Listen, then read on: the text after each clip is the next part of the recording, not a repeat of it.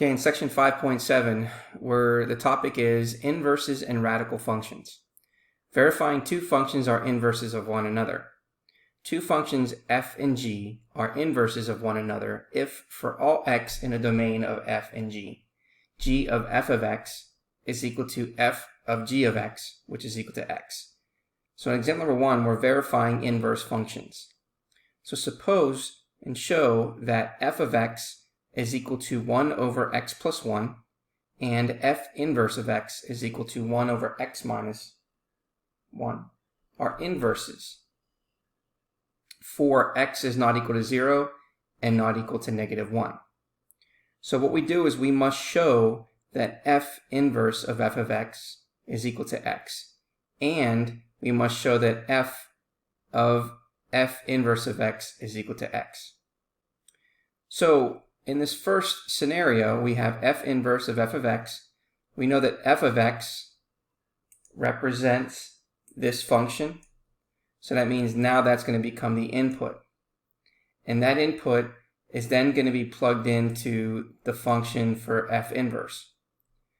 So the x now is in a denominator, which is the input. So you have 1 over x plus 1 minus 1.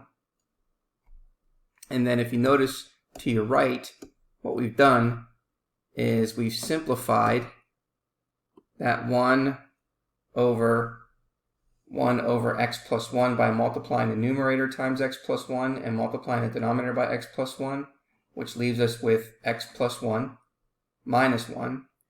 And if we combine like terms, 1 minus 1 leaves us with x. Okay, so now we want to find f of f inverse of x, which is equal to f of 1 over x minus 1. So that means now we're looking at the function 1 over x plus 1, and now this becomes the input.